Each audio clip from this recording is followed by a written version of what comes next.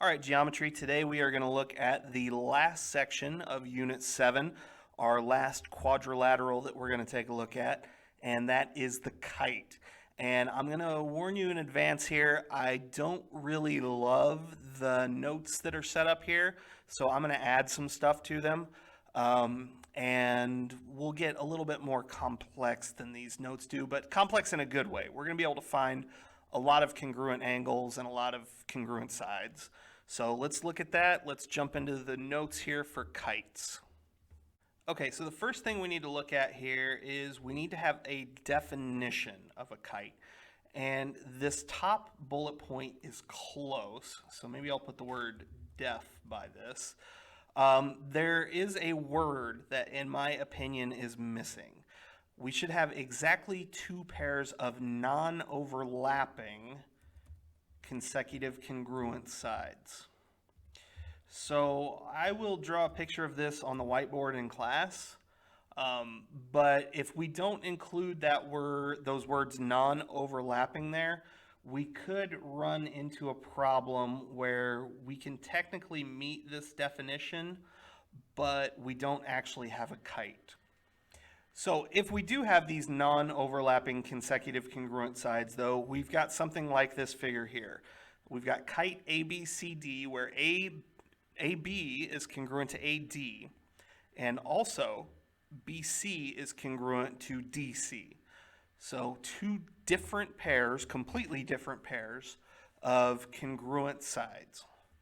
Okay, now because of this, we are going to kind of informally prove some things about the triangles that are created inside, and that's going to get us these other properties, along with some more, honestly. So first off, we're going to show that triangle ABC is congruent to triangle ADC.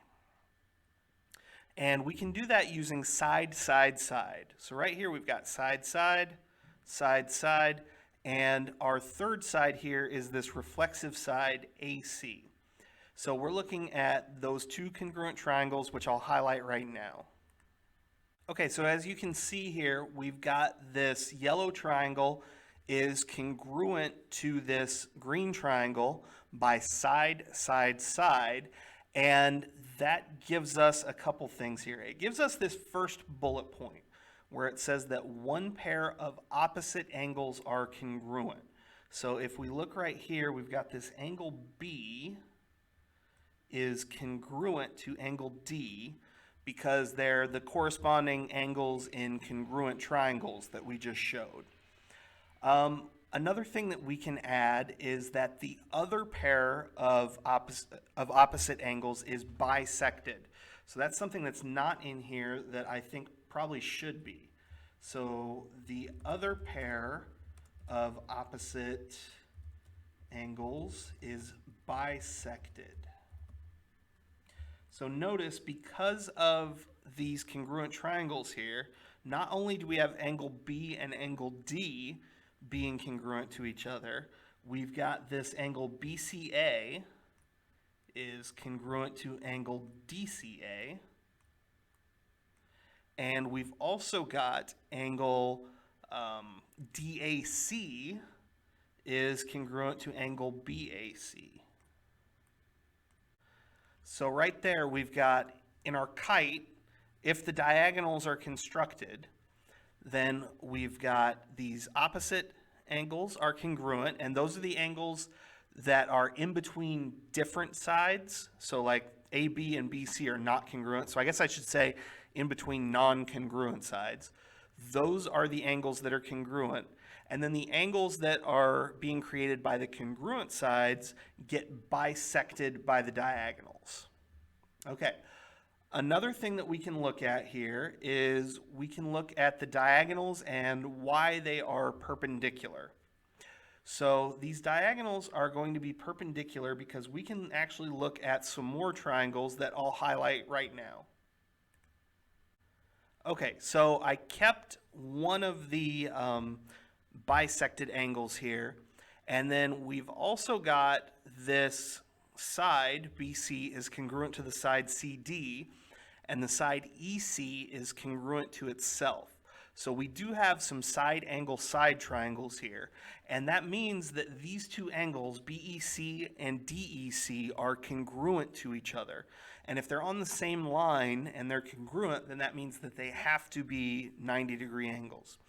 So the diagonals of a kite, by that proof, are perpendicular to each other. We could have made a similar proof by using these other two triangles, triangle ABE and triangle ADE, but it really would have been the same thing.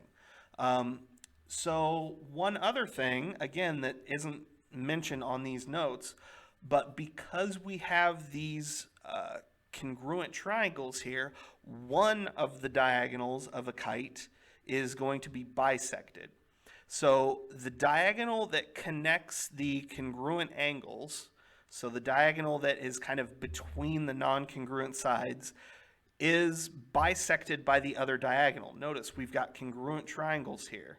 So we can say that BE is congruent to ED. So one diagonal is bisected. The other one is not. AE is not congruent to EC.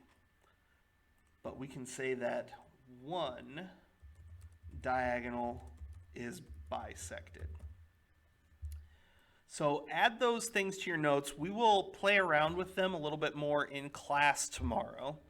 But like I said, this is more complex than a trapezoid for sure.